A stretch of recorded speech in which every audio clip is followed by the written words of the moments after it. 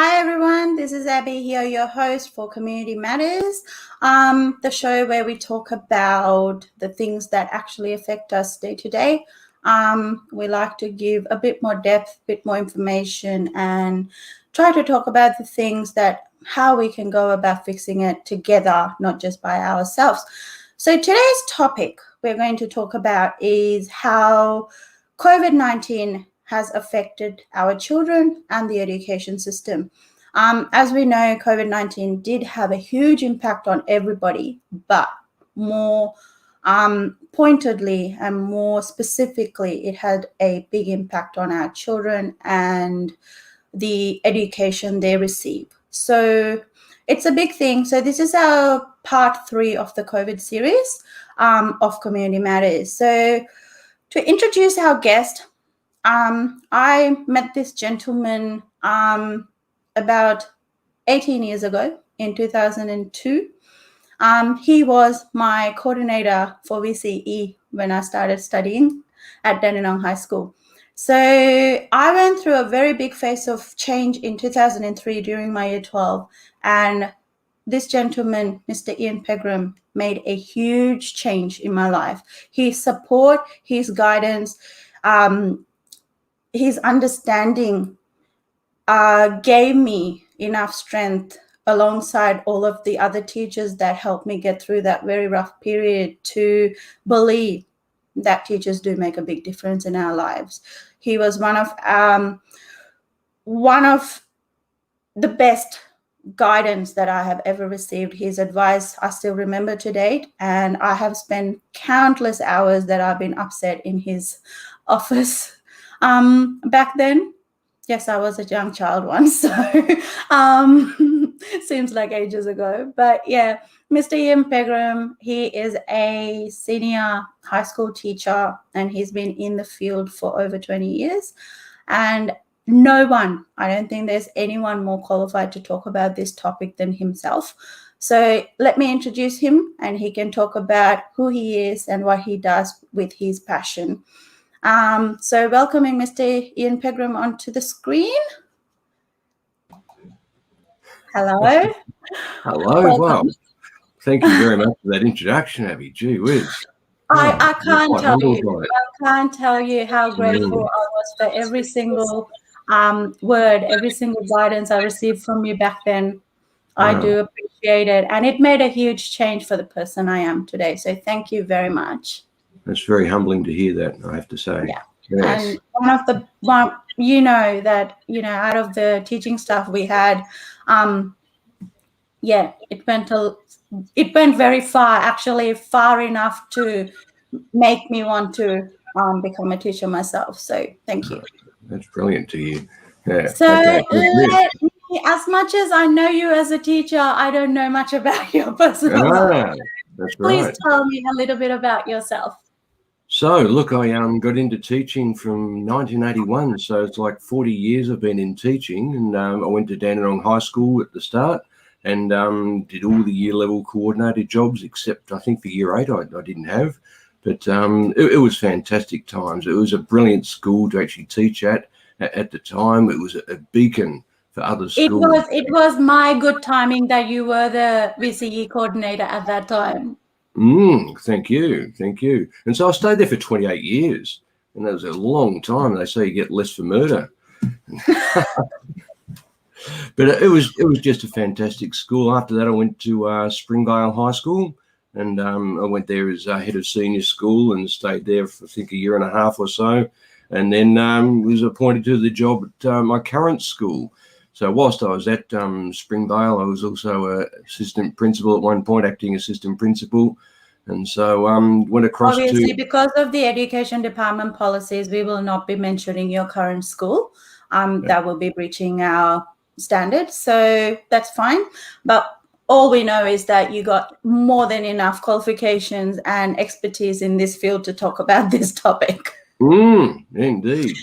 So can you tell me, because you were there as a teacher throughout the years, and then this COVID is a novel thing that we've never experienced in our lives. So can you tell me from a teacher's perspective how COVID affected the education system?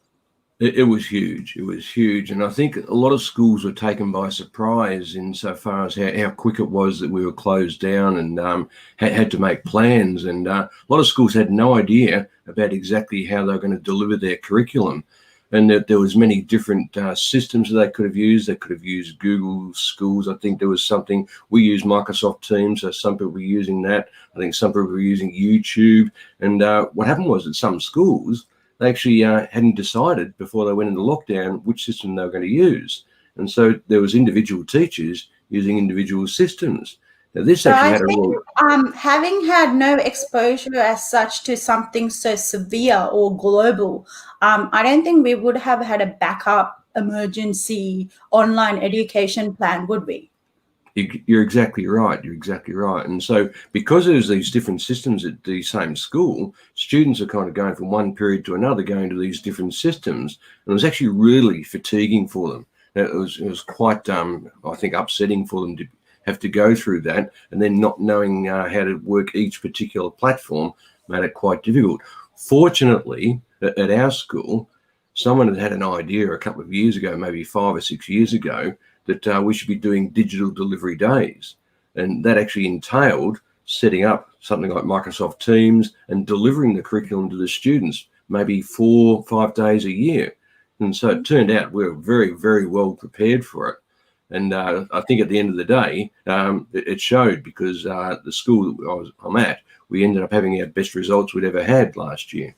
Yeah. So I think exposure to that and having that system in place, like, I mean, every day in life with the fires, the bushfires, whatever it is, we do have backup plans, evacuation plans, but this is a plan that we did not have.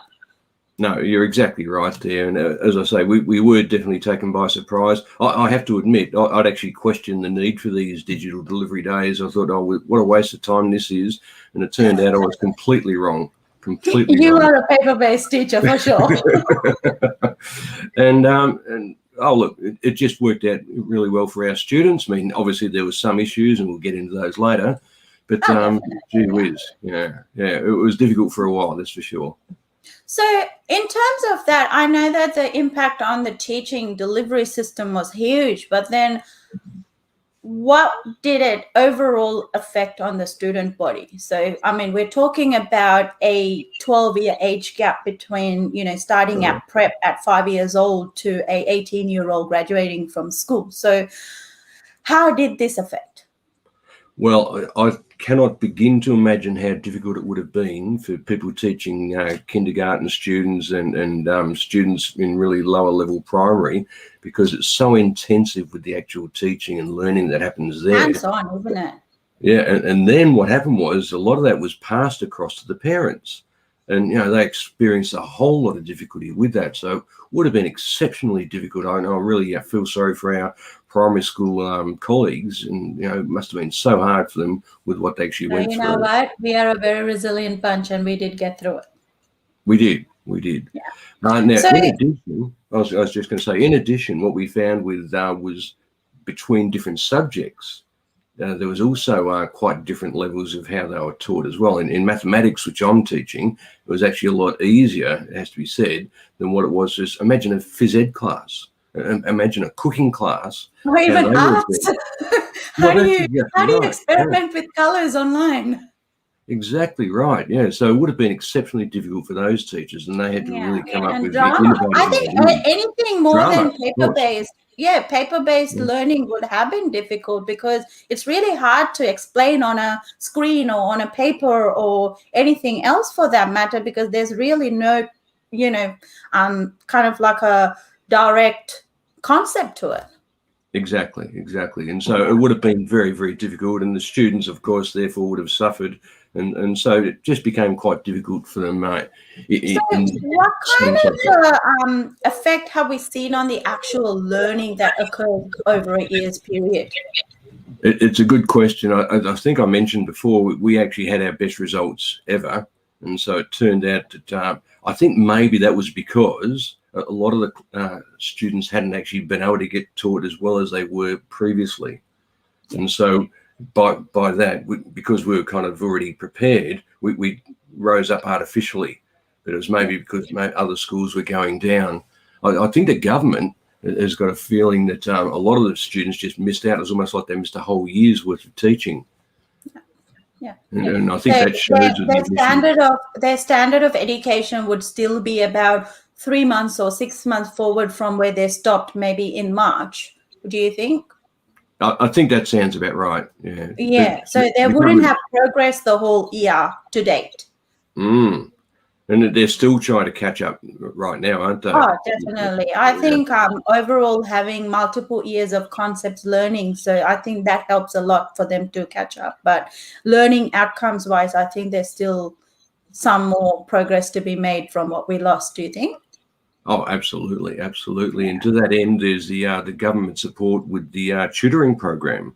I'm not sure whether you're aware, but we would actually get to that in a bit once we speak about the impacts of the children. So in addition to the learning outcomes that's been impacted, what about the emotional well-being of the children? What kind of impact do you see in the school system? Well, that's a very good question. I'd been under the impression that the students had actually been doing very well, but during the week I actually spoke to our wellbeing team and I said, how was it during COVID? And what they said was that there was actually quite an increase in the number of students who were reporting to them with various levels of difficulty with their mental health. And so it surprised me in a sense that it actually increased. And so it was interesting to find that the extroverts, the people who kind of really rely on having contact with people and the interactions, they suffered and they actually went backwards. The introverts, they tended to think, okay, it's not so bad after all. I don't need to speak to people. I can actually personally agree with you there because my eldest is actually a very big extrovert. So he thrives from having contacts with the teachers and having built those relationships with his friends in the school community.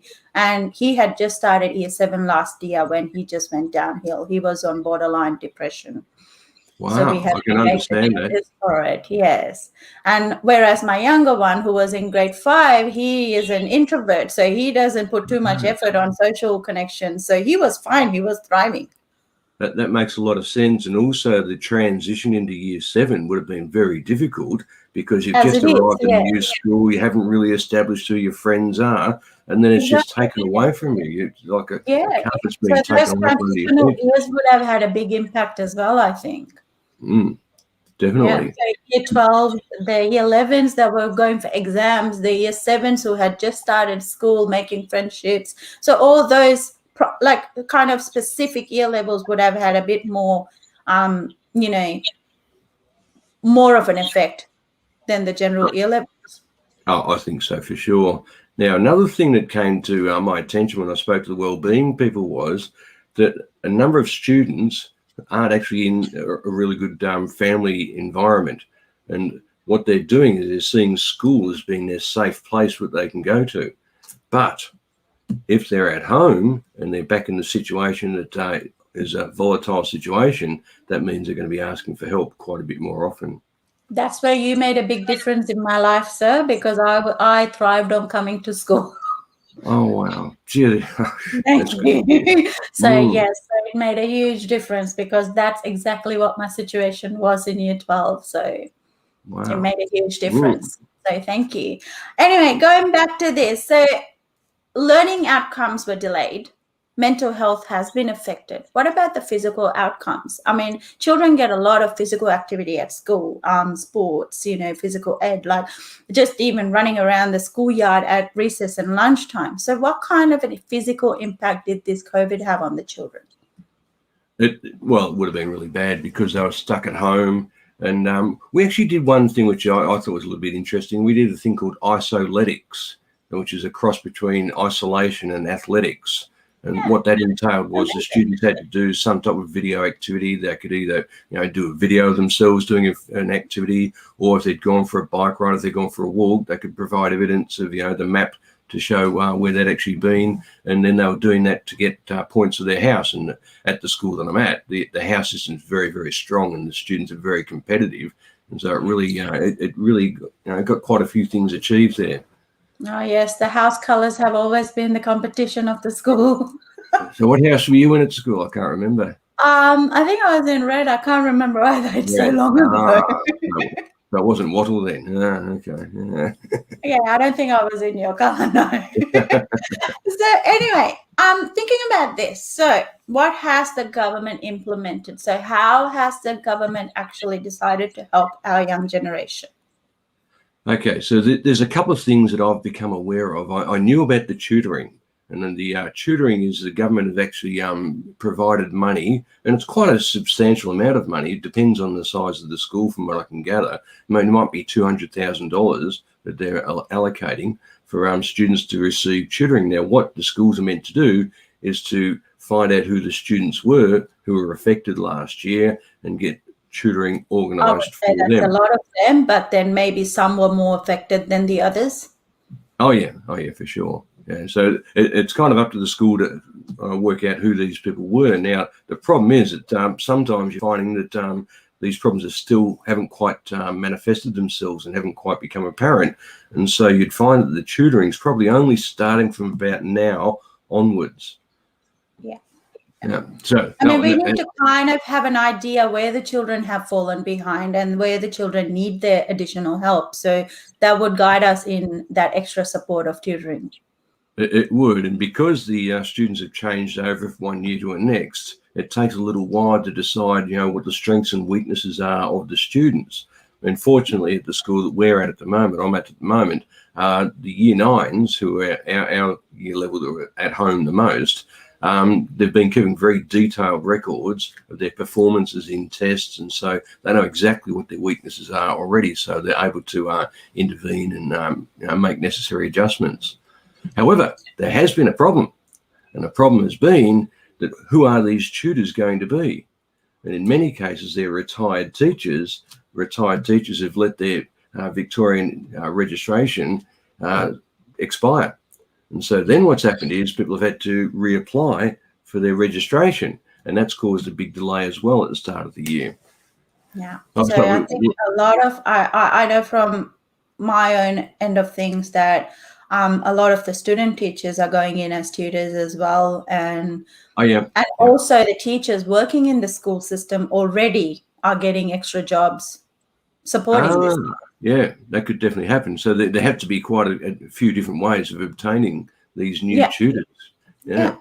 And I understand also combating this from a more of a physical point of view. So there's counselors, there's more increase to youth counselors and youth advisors. There is exactly that. And I've actually got it written down somewhere. So there's a mental health practitioner, which has been appointed to each school, and their job is to liaise with the wellbeing system that's already existing in the schools, and also allocate students to various services that are available. Now, there seems to have been an extra amount of money which is put into the services, because what the school had found previously was it was actually very difficult to get the students into the services. And because they've got this person now, it's actually streamlined the process. They're able to get in touch with, I think they told me, about 5 or 6 different services for the students who are having these mental health issues. So it turns out that that's actually working out really well. The person we've got there is outstanding, and she's been able to do some more really of an outside allied health professionals coming in to support the student body. Yes, that's right. And that's actually happening at every school. Every school's been appointed a particular person to come in. So that's a lot of money already in itself. And also recently the government started the sporting fund, which is a $200 grant for every child to participate in a sporting activity. Okay. I wasn't aware of that. But there was one other thing that they told me in the wellbeing, and that is that previously a person who'd been referred for psychiatric help was allowed to have, I think, 6 free appointments per calendar year. Now, after they had their 6, then they had to go to some review, and then they could extend that to, I think, 10, so there'd be 10 altogether. That's actually now been increased to 20. And so that's actually a really good thing. Yes. It's amazing. So it means roughly every 2 weeks or so, a person could actually have an appointment. Whereas previously, if it had only been 6 spread across the whole calendar year. We're talking about every 2 months. That's right. And there's a lot of things that could happen in an adolescent life in 2 months. Yeah, And and so this definitely is huge. manifestation of what's happened already to the pressure of not going to school for a year and then going to a delayed system can cause a lot more downfalls as well. Oh yes, of course. Yeah. Yeah. And then so as I mentioned, something you were not aware of even is the fact that we have a sporting gown happening for each Ah, child of Victoria actually do get $200 grant to put towards any sporting or social activity. I So think that's that's, I brilliant. think, it's a great incentive Mm, for those that have been physically affected. I mean, mm. sitting at home, just consuming a large amount of snacks and food, probably, I would like to see the obesity rate or even like, weight gain rate or whatever that they estimate through adolescents and children. It will be, I'm sure, a bit higher than normal. Oh, I think so. It stands to reason, doesn't it? Yeah, if they're just So sitting at home all the tell time. me about how our parents or adults of the society or anyone can actually guide our children to get this help that is available to them. It's really a matter of doing what you're doing and keep an eye on your children. Watch out for changes in behaviour. There might be subtle little things. There might be students shutting themselves off from the parents, maybe heading off to their bedrooms, things like that. But really being aware that there are changes. Contact the So schools. yeah. Contact the schools, and then if you find you're not really satisfied, follow up with the schools. But keep offering your kids your love, and keep doing the things you have been doing, and for the best of their abilities and So best of the obviously outcome. a little bit more of a soft glove on for them now, just until they kind of get back to normal. I think so. I think so. Just be aware that some students are going to be more affected than others, and Yeah. so And you're this not is quite also sure so how it's going to important manifest for the itself. teachers as well, obviously. Yeah. Yeah. It could be And some outburst which is really not explained. Yeah. yeah. Yeah. How directly can we access these specific programs that are available to these children? So the counseling service, the tutoring service, anything. So would we contact the school? Would we contact a GP? Or where do you think would be the best place of contact for this? Okay, well, the last one first about the GP. You are allowed to actually contact GPs directly, and so this service for 20 free visits to psychologists, that's the whole population. That's not just for students. That's actually really good value as well. But in terms of contacting the school, it's like a squeaky door gets oiled. So that if you do contact the school and you've not actually heard back from them, and you think, oh, maybe I should have heard from by now, ring again. It's not going to hurt. It's going to demonstrate that you're a concerned parent and you're trying to do the best thing by your And I child. think there's a specific number of staff to address a few issues, but then there's a large population of student body, so they may not be able to get through everything all at once. That's true. And they may not actually notice any symptoms either. The students may not have presented to the wellbeing at the various schools. Yeah, because it's a very different world inside the school opposed to outside of the school. Oh, yeah, that's for sure, isn't it? No, no. So what guidance can you give for the parents? Like, what can we do with these children? I mean, even if we don't contact any sort of services, what can we do with our children to make this more palatable, more more adjustable? I'm just suggesting be more involved in their lives. Go and watch them play sport. Celebrate success. Talk about it with them at the dinner table. Say, how was school? It was all right. Okay, what happened period one? What did you have period one? English. What did you learn? Oh, and then they've got to actually think about what they actually did during the class. But actually show interest, care, like actually Yeah, take interest in what they've done and what they've learned. that's right. That's right. Yeah. I think that should be what we should be doing as parents, I suppose, but more so now getting involved. I mean, I think myself also guilty of this, but we get involved in our work and other things all at once that, especially after the COVID, that we're so focused on having a job and going to work and securing all those. So we can kind of forget the rest of it, can't we? Oh, you're dead right. And because in a couple of weeks, when Job Seeker actually finishes up, there's going to be, I think, an effect after that as well. because there's going to be some people that are going to be let go, and it's going to cause troubles at home. There's going to be all sorts of tension which is coming up, and I can only imagine it's going to get worse before it gets better. Yeah. So in general, student body without the COVID, with the COVID, it doesn't matter. Can you tell us the changes the children go throughout their learning life, so that us parents have a bit of an understanding from a teacher's point of view?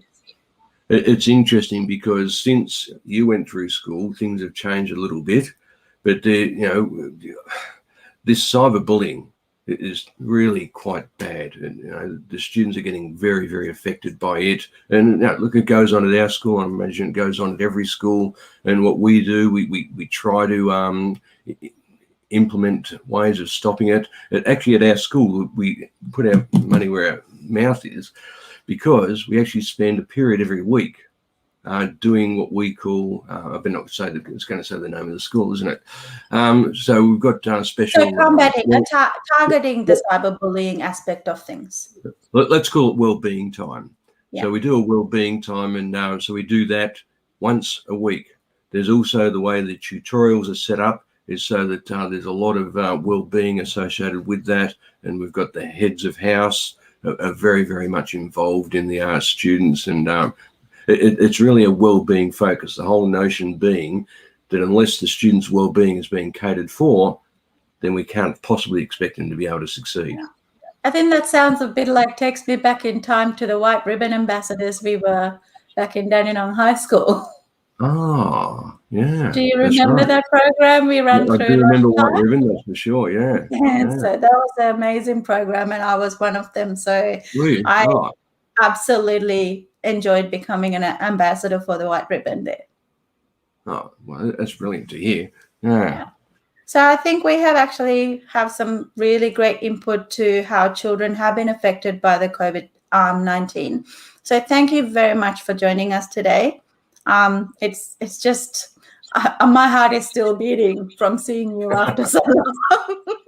It's been an absolute pleasure. The impact you have had on my life, and I'm sure every other child you have come across throughout your 40 odd years of teaching, I'm sure they will tell you the same. But my impact from a personal point of view is huge from what I receive from every word, every encouragement, even just a smile. It still stays. Oh, that is, touching the heart. Yeah. So thank you. And as I mentioned, I was going through a very difficult time at that time. So having you there as a guiding place, and your office was always open to whomever.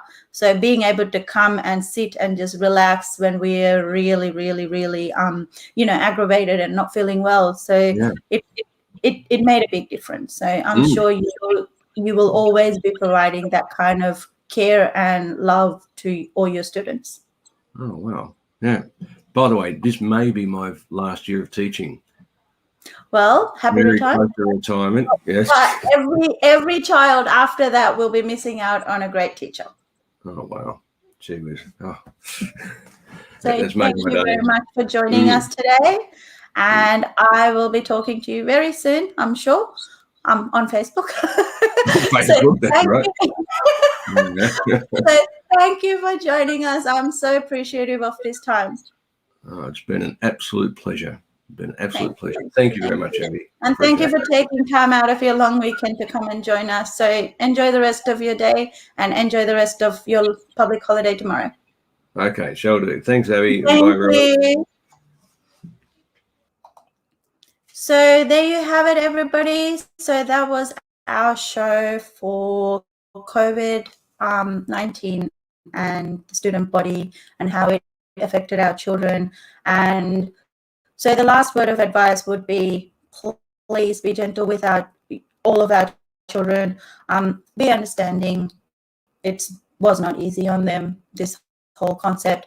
So do what you think is right for them. Get the help they need. There's a lot of support out there for them, especially after the COVID-19, but it's always there. So it's not as if our children are not supported. It's about us as parents finding those support.